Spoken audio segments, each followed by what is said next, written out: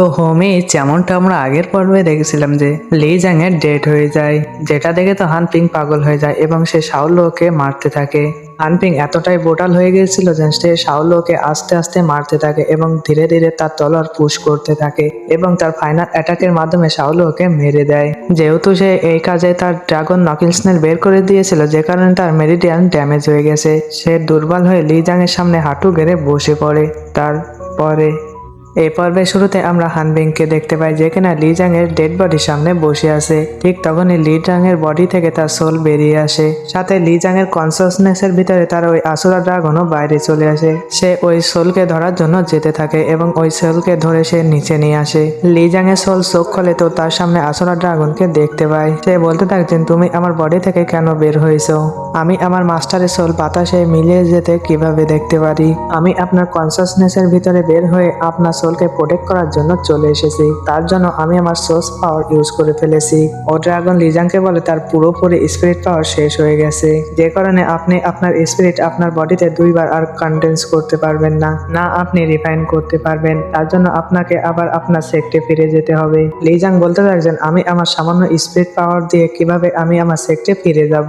ততক্ষণে আমরা দেখতে পাই ও ড্রাগন হাওয়াতে বিলিয়ে যেতে শুরু করে এবং বলতে থাকছেন, মাস্টার আমার সামান্য স্পিরিট পাওয়ার বেঁচে আছে, আপনি সেটা অ্যাবজর্ব করুন এবং আপনি আপনার সেক্টে ফিরে যান। তো আমরা দেখতে পাই লি জাং তার সোল রিসেভ করার জায়গায় সে হানফিং এর কাছে যেতে থাকে। হানফিং এখানে কোনো মুভমেন্ট করছে না, তার চোখ বন্ধ এবং সে এখনো ওখানে বসে আছে। লি জাং এর মনে পড়ে যায় হানফিং তার জন্য কি করেছে, যে কারণে সে তার আসুরা ড্রাগনের পাওয়ার ইউজ করে লি জাং এর ব্রোকেন মেরিডিয়ান্স ঠিক করার চেষ্টা করতে থাকে। ও এনার্জি হানফিং এর বডিতে ট্রান্সফার হতে থাকে, তো হানফিং জ্ঞান ফিরে পায়। তার সামনে লি জাং দাঁড়িয়ে আছে।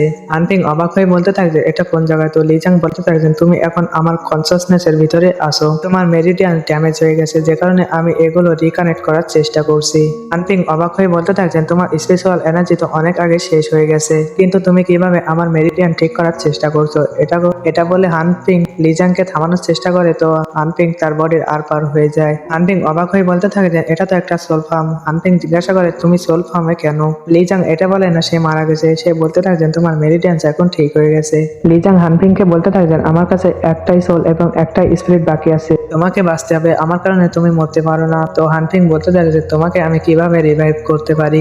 হানফিং বলতে থাকে যে এবার তো মনে হয় আমাদেরকে আলাদা হয়ে যেতে হবে। তো লিজাং বলতে থাকে যে আলাদা আলাদা হয়ে যাওয়া মানে কি? আগে তো তুমি আমাকে বন্ধুত্ব মানে বুঝিয়েছিলে। তো হানফিং কিছু বলতে যাবে, তো হানফিং চুপ হয়ে যায়, কারণ সে অনেক ইমোশনাল হয়ে গেছে। লিজাং তাকে এইভাবে দেখে সে বুঝে যায় আলাদা হওয়ার মানে কি। লিজাং বলতে থাকে যে আমি তোমাকে বেঁচে থাকতে দেখতে চাই।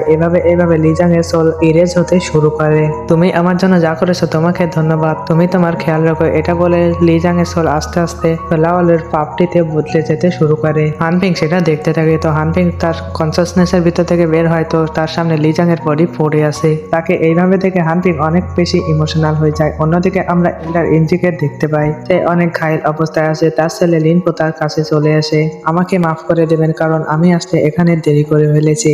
এল্ডার ইঞ্জি বলতে থাকছেন, আমার সমস্ত এনার্জি আমি খরচ করে ফেলেছি, যে কারণে আমি সার্ভাইভ করার চান্স খুবই কম। সে তাকে ইউক্রেন রিং দেখায়, বলে যে ইউক্রেন কারণ লিড করার জন্য তো আমার জায়গায় তোমার প্রয়োজন, তুমি সমস্ত দায়িত্ব নেবে এবং তুমি আমাদের সিটি আবার দুইবার বিল্ড করবে। লিনপো তার ফাদারের কাছ থেকে ওই রিং নেই। লিনপো তার ওই রিং হাতে পরে স্লোগান দেয়, তো সব সোলজাররা তার স্লোগানে রিপিট করে।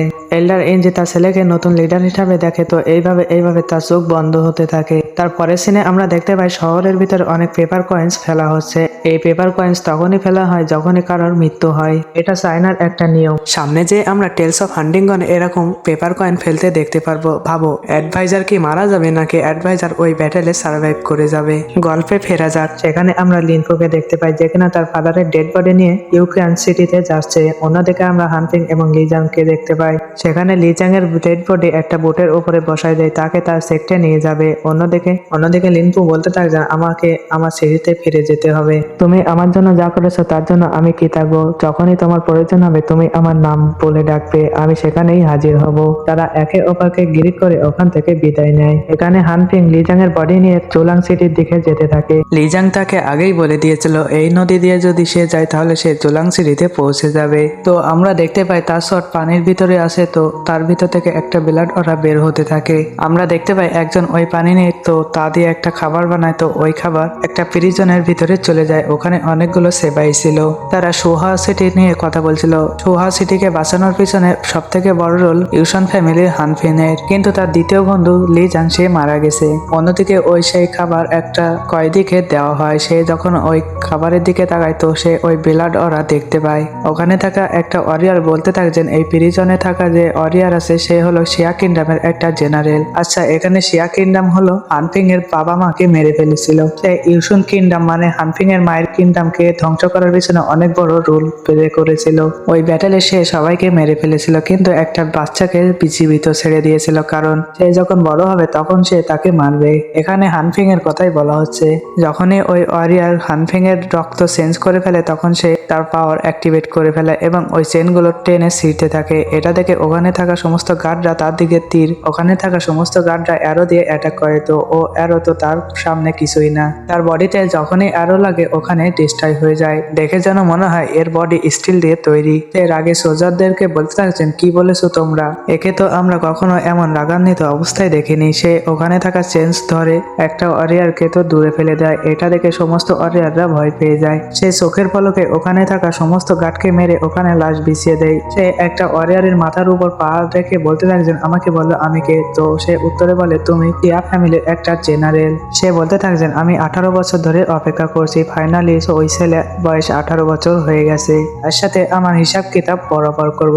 ওখানে থাকা একটা কাপড় উঠিয়ে নেয় এবং সেটা পরে সে বাইরের দিকে চলে যায়। অন্যদিকে আমরা জুরাং সিটির সিন দেখতে পারি। সেখানে অনেক বেশি কোলাহল ছিল এবং প্রত্যেকে কিছু না কিছু বিক্রি করার চেষ্টা করছে। তখনই ওখানে একটা মেয়ে সবার অ্যাটেনশন তার দিকে নিয়ে আসে এবং বলতে থাকে যে আমি মানুষের ইমোশন এবং তাদের চোখের পানি এই কাপের ভিতরে জড়ো করার জন্য এসেছি। তোমাদের ভিতরে ফিলিংস এবং যদি ইমোশন সত্যি হয় তাহলে আমি তোমাদের এই কাপ ফ্রিতে দিয়ে দেব, না হলে তোমরা একটা কাপের বদলে 25 কয়েন দিতে হবে। এমনকি তোমরা যদি তোমাদের চোখের পানি দিয়ে এই কাপ ভরে ফেলো তাহলে আমি তোমাদের টাকা দেব। এটা শুনে তো কিছু মানুষ ওখানে কান্নার ভান করতে থাকে এবং তাদের ভিতরে একটা মহিলা সামনে এসে ওখানে জোরে জোরে কাঁদতে থাকে। সে বলতে থাকে যে আমার একটা পাগল ছেলে, সে একটা মেয়ের সাথে 3 বছর আগে পালিয়ে গিয়েছিল, আমি তাকে এক নজর দেখার জন্য পাগল। ওই মেয়ে বলে আন্টি চিন্তা করবেন না, আমি এই রেড কাপ আপনাকে ফ্রিতেই দিয়ে দিচ্ছি, কারণ আপনার চোখের পানি সত্য। এক এক করে অনেক মানুষ আসতে থাকে এবং কান্নাকাটি শুরু করে দেয় যাতে তারা কিছু টাকা কামাতে পারে। সে জোরে জোরে কাঁদতে কাঁদতে বলতে থাকছেন আমার 6 মাসের ইনকাম, আমার স্ত্রী সেই টাকা নিয়ে কারোর সাথে পালিয়ে গেছে। এটা শুনে ও মেয়ে বলতে থাকছেন তোমার মন তো ভেঙে গেছে, তুমি এই গ্রিন কাপের ইউজ করো। একজন তো কাপ ভরার জন্য ওখানে পানি ঢেলতে থাকে যাতে তার কাপ তাড়াতাড়ি ভরে যায় এবং টাকা পায়। ও মেয়ে তো চিটিং ধরে ফেলে এবং বলতে থাকছেন 3 দিন হয়ে গেছে তোমরা আমাকে এক কাপ ফিরিয়ে দিতে পারোনি, তোমরা তো চিটিং করছো। এটা শুনে ওই ওয়ারিয়ার তার দিকে কাপ থ্রো করে, তো ও মেয়ে সেটা ডস করে টেবিলের উপর রেখে দেয় এবং বলতে থাকছেন তুমি যেখানে পালাও না কেন আমি তোমাকে ছাড়বো না। অন্যদিকে আমরা হানফিংকে দেখতে পাই যে কিনা জুলং সিটিতে পৌঁছে যাবে। ওই ওয়ারিয়ার সেখানে পৌঁছে যায় এবং তার পিছন পিছন ওই মেয়েও সেখানে পৌঁছে যায় এবং বলতে থাকছেন তুমি আমার টাকা নিয়ে কোথায় পালাচ্ছ। ওই ওয়ারিয়ার এখান থেকে পালাতে যাবে তো ও মেয়ে তার পায়ের নিচে কোনো এক ধরনের ফরমেশন অ্যাক্টিভেট করে দেয়। হানফিং এই সব কিছু দূরে থেকে দেখছিল।